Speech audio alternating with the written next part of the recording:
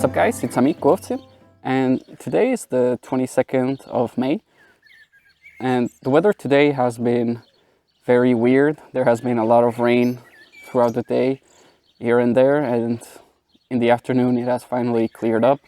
There was a storm yesterday, a rather big one, and there are even more storms forecast in the coming days. Since I harvested all of the radishes yesterday, I had to get new ones into the ground as soon as possible. I was finally able to do it as it stopped raining.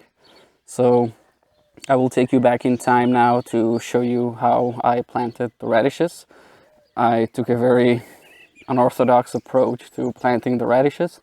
Most of the times you just scatter the seeds in a trench and whatever comes out and you thin it out. But I just decided to take a slightly weirder approach that takes longer time, and I'll see what the results are. So I started off by just grabbing a rake and raking in the soil a little bit, since after I removed all of the radishes there were a lot of weeds underneath them, so I just took them all out and left them where they were so that they can rot down where they are and they can provide the nutrients that they stole from the soil back into it. So I just raked the soil a little bit so that they can be a bit under the soil. So the rotting is a lot easier and the worms have better access to it. So after that I grabbed an old historic rake that is long enough to go across the whole bed, and that gives me the perfect straight line that I can then go ahead and use my other rake to just go across it to make a perfect trench in a perfect line. So that's how I made the trench where the radishes will be going. And for my unorthodox approach, I chose to actually use chicken manure pellets and my radish seeds. And to do it, I just decided to place 3 chicken manure pellets next to each other and then place a radish seed, then put 3 chicken manure pellets and then another radish seed, and so on and so forth until I filled the whole trench with the radish seeds and the chicken manure pellets. What I'm promising myself from this is that they will immediately be perfectly spaced. Additionally, the chicken manure pellets are gonna provide the nutrition for the new radishes, as there were 2 rows of radishes there before. I don't think they completely depleted the soil, but adding the chicken manure pellets is certainly gonna help to get good and strong radishes. And towards the end, I was putting 1 seed, and then I just realized, what if some of them are bad or just don't germinate? So then I just went through and added an additional seed to the place where the seeds were, so there are 2 seeds next to each other, so in case one of them doesn't germinate, there's a backup seed. Those are the radishes planted. Hopefully they'll grow very strong. The soil is really wet from all the rain that we had today, so there is no need to water it. Plus there will be even more rain this evening. So the radishes are planted and now we just have to wait a couple of days for them to germinate, and I am very excited.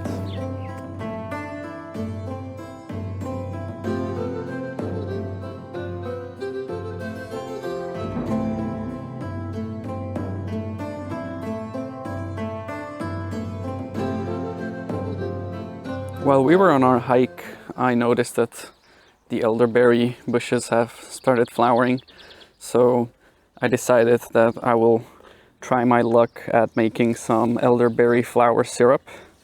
It's something that I really love and it symbolizes spring to me. We used to make it and drink it all the time. So I'll be just going behind the house into this jungle that I need to trim down a bit, at least make a path towards up here.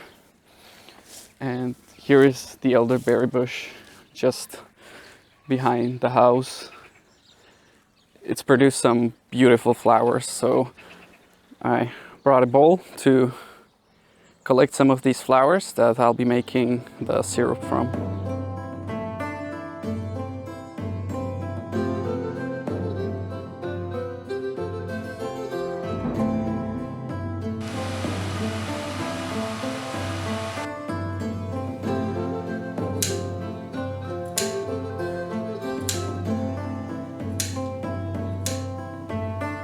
Here is our setup to make the elderberry syrup.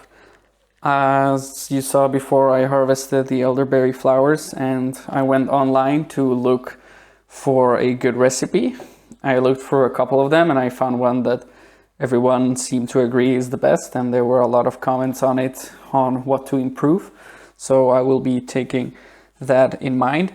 So the recipe I found online was for 30 of these elderberry flowers, and together with that to use 2 kilograms of sugar, 2 liters of water, like 50 grams of citric acid and 2 lemons. But I will only be using half of that, half of whatever else. I gathered 5 of the big elderberry flower bushels. Each of them have 5 of these flowers. So I have exactly 25 elderberry flowers. And I will just be dividing this whole recipe by half.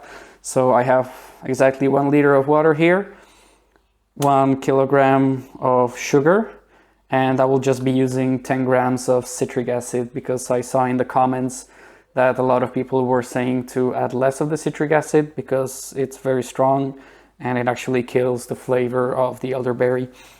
And finally, the recipe calls for the juice of 1 lemon and 1 lemon cut up in pieces to add into it. So I don't have a lemon, but I do have a lime, so I'll just be using half a lime that I cut into pieces, and this other half of the lime I'll just use to squeeze for the juice. To begin making this syrup, I'll be transferring the elderberry flowers into this container here. There we go. There they are. Now I'll be adding the citric acid to it, just like that. Now I'll add the limes on top. There we go. And I'll squeeze this 1 lime into this as well. Apparently the use for the citric acid is to really make sure that when the elderberry flowers are stewing in the water for about 24 hours or even 48 hours, a lot of people recommend even 10 days. But the thing is that the flowers would turn brown after a while. So all of this acidity is to make sure they don't turn brown so that you have a nice white, clear syrup as a final product. So there we go. We've added all of our ingredients, and all that is left now is to just add the exactly 1 liter of water.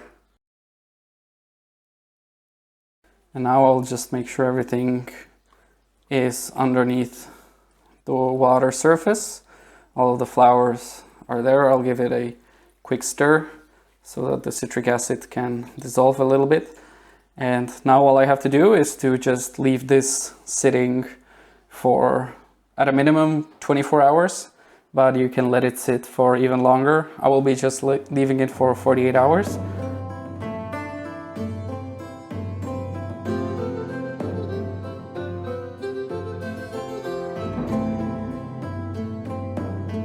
It is just about time to show my 2 tomato plants some love. They have been neglected for quite some time, and while just doing my rounds every other day, I just discovered that these tomato plants need to have their bottom leaves removed, as well as some of the so-called suckers, the things that grow in the so-called armpits of the plant, so where the stem and the leaf are, and just right there the suckers will grow. And what that is, it's just an exact duplicate of the plant, and it serves as a purpose to bush the tomato plant out so that it has like multiple avenues of reproducing and making fruit. And in most cases, you just want one stem, you don't want any of these suckers. But in all honesty, a couple of suckers isn't that bad. And we can use the fact that it's a perfect clone of the plant to our advantage.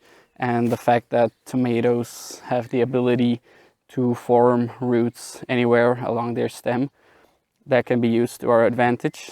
So we can grab one of the suckers and just nick it off and plant it into the ground, and you'll have a perfect duplicate of your existing tomato plant.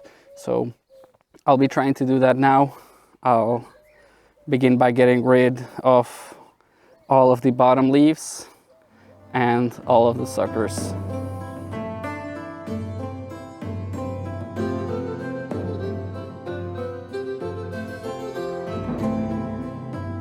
And there we go. First step has been completed. We have removed all of the bottom leaves, so now we only have a nice stem and no more bottom suckers as well. We were able to get 3 suckers out of the tomato plants, and in order to get them planted into the ground, you can remove the outer leaves just like this. Just nick them off, and now you're left with this very long stem that will be able to produce roots all along the stem. So you can plant it into the ground up until this height, for example, and all of this area of the stem will be able to develop roots, and this plant can actually grow and become one of those guys, since it's a perfect duplicate. So I'll be putting these in the ground right in that hole next to the other tomatoes.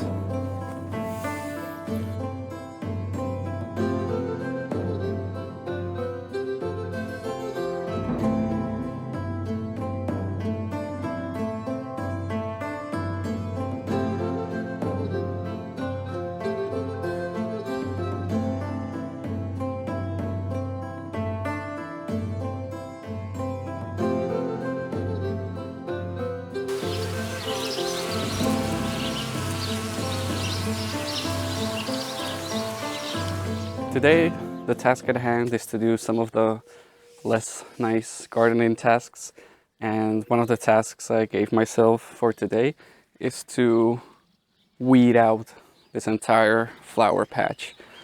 I haven't touched it in a very long time, and it's riddled with weeds everywhere, so I really need to get this cleaned up. So that's what we're gonna be starting the day off with.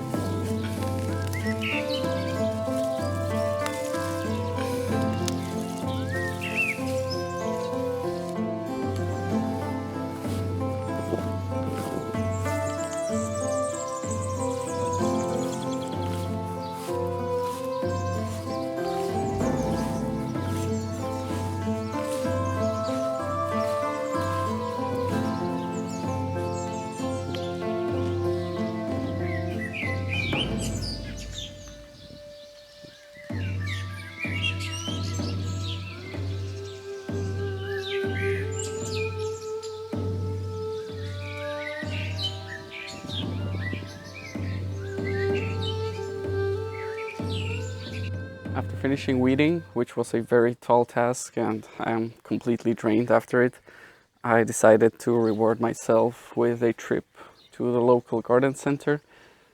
Arriving on the nursery, we looked at what was in stock and we really loved the idea of buying a pumpkin. We grabbed a Hokkaido pumpkin seedling that was available. Then we also decided to try our luck with a watermelon. My girlfriend really wanted a watermelon. We then also bought another zucchini plant, seeing as last year we really had issues with zucchinis. But this year, the zucchini plant that I planted a couple of weeks ago is doing really well. And following that, I also bought a pepper plant because the slugs destroyed one of my pepper seedlings, so I decided to buy a pepper plant.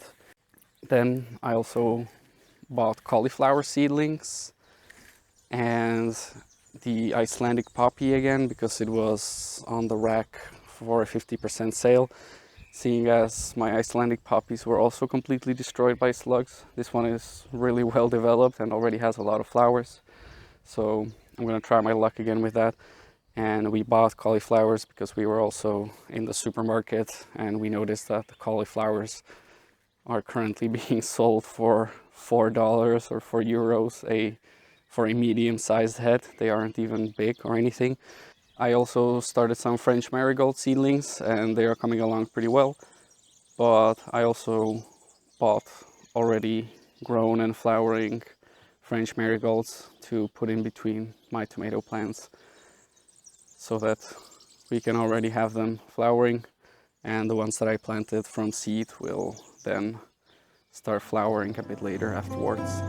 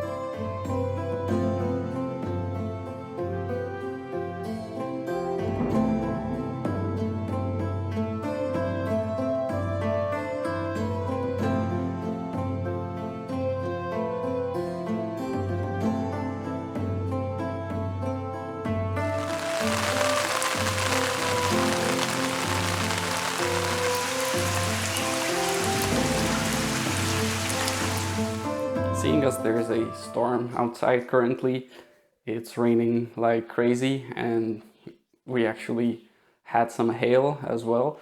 So this just means that we can get comfortable inside, get all nice and snug, and we can finish making the elderberry flower syrup. We have our elderberry here, we have all our ingredients, the sugar, a bottle, a strainer, and our mixture of elderberry flowers with lime that has been macerating for 2 days. You can leave it for just 1 day, but a lot of people recommended 2 days or even more. So this has been macerating for 2 days. And here we have our pot where we will be just getting the water warm enough so that all of this 1 kilogram of sugar can actually dissolve in that 1 liter of our mixture. So I will begin by straining this off here. So I'll just take this and strain it. All right, here we have our strained mixture. Now I will be transferring this into the pot here carefully.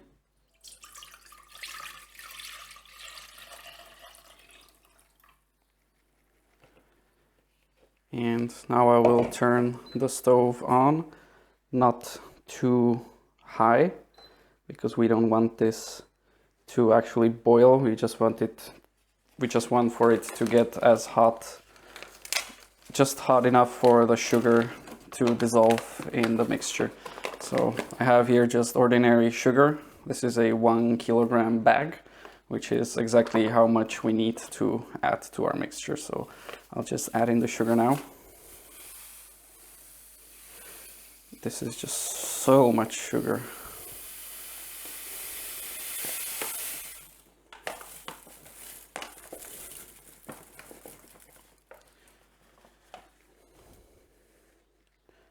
And now all we have to do is just stand here and stir for a couple of minutes until all of the sugar has dissolved.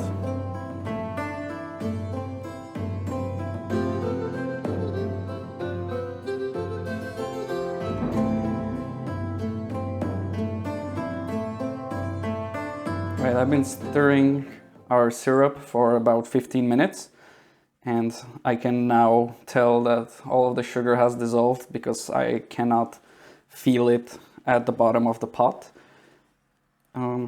Roughly about 10 minutes in, when I started feeling less and less sugar at the bottom, I actually turned the stove off so that we don't run into the risk of actually boiling this. And I've been stirring here for another 5 minutes, and now I completely cannot feel any sugar at the bottom. So this has completely dissolved, and we can now look to transfer it into our bottle here. I have a funnel, so let's do this. But first, the most important thing is to do a little taste test. Let's grab a small spoonful. This is going to be very, very concentrated, but yeah, wow, you can really feel a hint of the elderberry flower, and you can feel the lime quite a lot, but not too much so that it overpowers the elderberry. So I feel this is perfectly balanced, and I love it. So we have our funnel here and a bottle that I'll be transferring it to. I actually boiled some water and rinsed it with boiling water, so to get it a bit disinfected, and we can now safely transfer this into the bottle. Let's see if we can do this without any damage.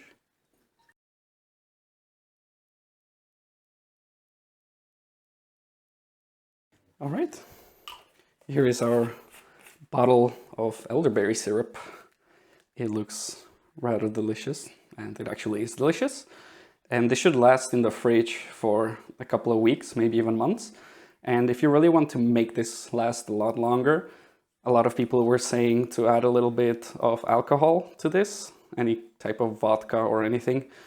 It is much lighter than the syrup, and it'll stay at the top, and that'll act as an insulation, as like a cork, so that this doesn't go bad as soon. And there is still a lot of syrup left here, so I'm gonna have to go grab another bottle, and whatever I have left over that will not fit in 2 bottles, I will be using for an experiment that you can stay tuned for in my next video. So our elderberry syrup is done. I'm very excited about it. I'll try it when I come back from the forest, because it has finally stopped raining and the storm is now gone, so I can safely go into the forest, and I'm very excited. So let's go to the forest.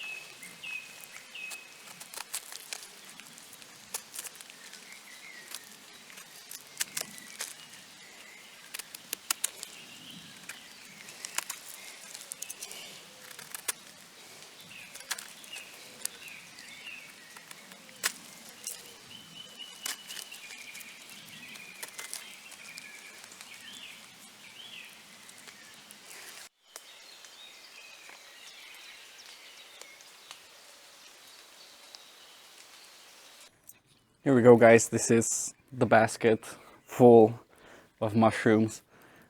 Words cannot describe how happy I am to have found the first boletus of the season. To me, that's always a special occasion. It just marks the start of the season for me. I am so excited right now because I know that the season has officially started now, and I know that it has been raining a lot and it has been forecast to rain even more. So I cannot wait to come back here next week and just see how many more mushrooms we will be able to find. I am positive that this will be a great mushroom season thanks to all of the rain that is being forecast at the moment. So thank nature for finally bringing rain upon us, and we can have a great mushroom season this year.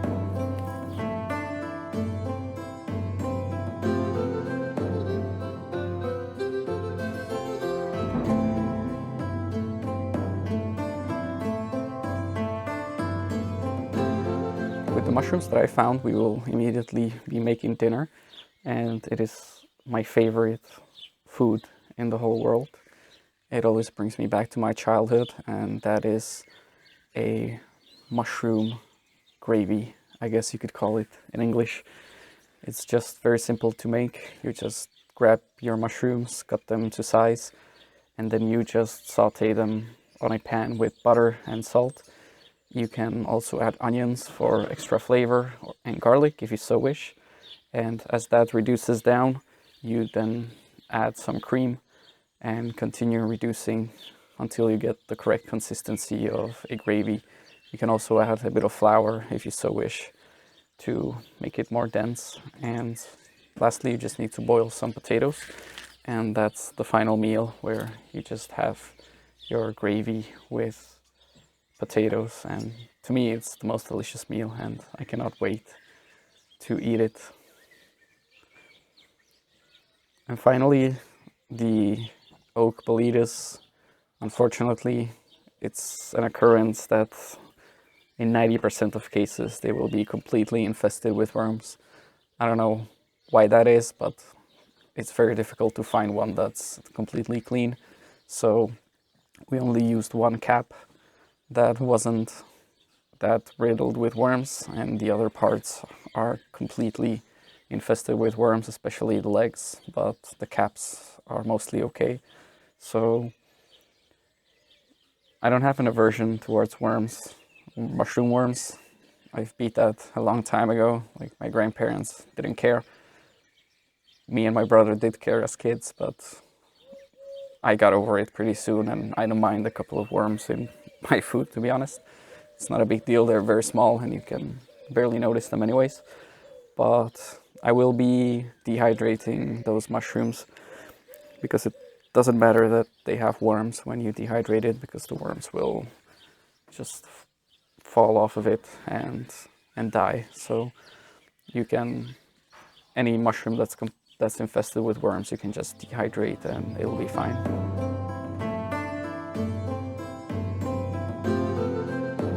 Here is the finished meal, and as you can probably see, it looks extremely delicious. As I mentioned before, this is my favorite meal in the whole world, and I cannot wait to try this. So I'm just gonna grab a piece of potato here and a lot of the gravy and mushrooms.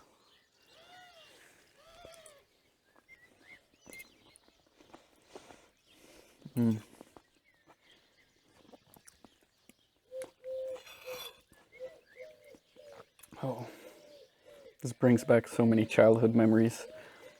Like, we used to eat this on the cottage with my grandparents. My grandmother always used to make this. We begged her to make this every time we found some mushrooms. And I'm just so happy I can eat this again, that the mushrooms have started growing and I can have this meal much more often now. So thank you so much for watching, guys, and have a lovely day.